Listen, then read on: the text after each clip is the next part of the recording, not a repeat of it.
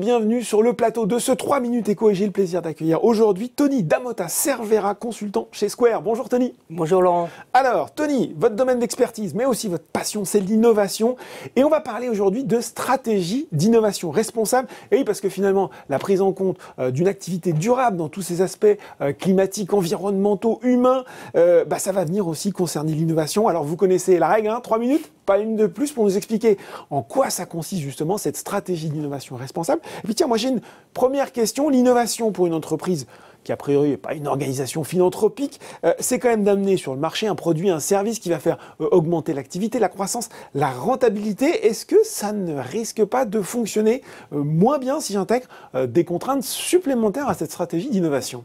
Alors j'oserais dire au contraire, en ce sens que lorsque j'intègre ces variables en fait sur le défi environnementaux et sociétaux à ma stratégie d'innovation, eh bien je vais devoir prioriser des projets d'innovation. Il y aura des projets qui seront à fort impact, forcément, je vais peut-être pas les choisir, les prioriser. Donc on peut dire que faire cela, finalement, c'est une aide à la décision pour le middle et top management. Et puis il faut ajouter que dans le cadre de l'intégration des défis environnementaux et sociétaux, eh bien, si je les néglige, si je les ignore, ça peut représenter un coût d'opportunité important et c'est vraiment problématique. Oui, ce qu'on peut dire d'ailleurs, c'est que tant d'un point de vue financier que la notation justement extra-financière et le cadre réglementaire, il va falloir s'adapter. Alors nous, on est sur Boursorama, Tony, on voit les publications d'entreprise, les plans stratégiques à 5 ans avec des objectifs qui sont finalement souvent très financiers, de marge, de cash flow libre.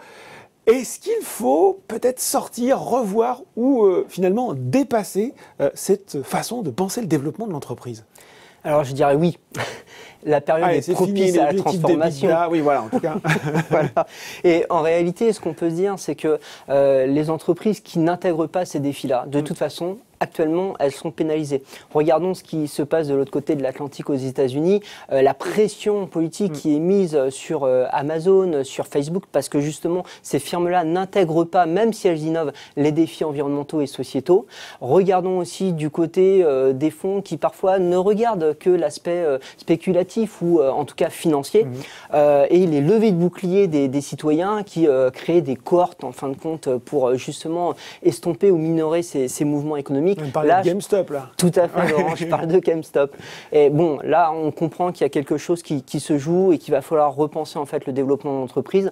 En France, on a aussi la chance, en fait, pour faciliter cela, la création de l'entreprise à mission, qui est une innovation juridique majeure avec l'article 210-10 du Code du commerce et qui va faciliter, en fin de compte, l'accaparation par les dirigeants et le middle management de ces variables que sont les variables environnementales et sociétales à inclure dans la stratégie d'innovation. Alors, on rappelle, GameStop, c'était ces investisseurs particuliers qui s'étaient ligués pour défendre un distributeur de jeux vidéo. Enfin, c'est quand même pas toujours simple, Tony, parce que les actionnaires, finalement, ils attendent du rendement régulier pour leur investissement et que, finalement, même parfois, au sein de l'entreprise, le middle management, ça frotte un peu, finalement, ces nouveaux objectifs.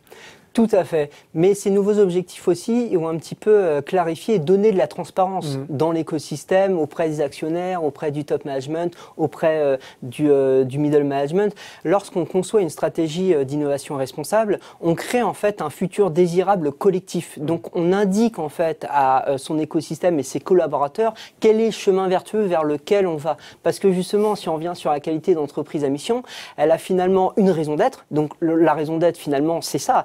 Elle porte la stratégie d'innovation qui va être responsable puisqu'objectivée par les variables environnementales et sociétales. Et puis, il faut rappeler quelque chose, c'est qu'il y a bien 2 comités qui sont là pour assurer que finalement la firme va se comporter d'une manière responsable. Il y a un comité de suivi de la mission, donc de la raison d'être, et puis il y a un comité d'organismes tiers indépendants pour assurer le contrôle. Donc en fait, ce qu'on peut dire, c'est qu'au contraire, ça va permettre une co-construction, ça va permettre plus de transparence, ça va donc rendre la firme plus compétitive parce qu'elle va innover avec moins de freins. Bon, on va se retrouver, c'est l'occasion de réaligner l'entreprise. Alignement au sein de l'entreprise, ça on vient de le voir, mais en dehors, j'ai l'impression que finalement, cette innovation responsable, elle n'est jamais aussi efficace que quand elle s'imagine même à plusieurs, autrement dit, l'entreprise avec son écosystème proche. Tout à fait. En fait, en cette période et même depuis les années 2000, on est rentré en hyper-compétition. C'est-à-dire que la compétition, elle se fait par l'écosystème. Une firme ne peut plus innover toute seule. Et justement, lorsqu'en fait, elle met au point une stratégie d'innovation responsable, non seulement elle la co-construit avec les acteurs de l'écosystème, mais en plus de ça, elle est bien plus attractive en fait pour inclure de nouveaux partenaires. Bon ben voilà. La stratégie d'innovation responsable qui se pense à plusieurs. Merci beaucoup Tony Damata Cervera, consultant chez Square, d'avoir été avec nous aujourd'hui. Merci Laurent. 3 minutes éco, c'est fini pour aujourd'hui. On se retrouve très bientôt pour un nouveau numéro.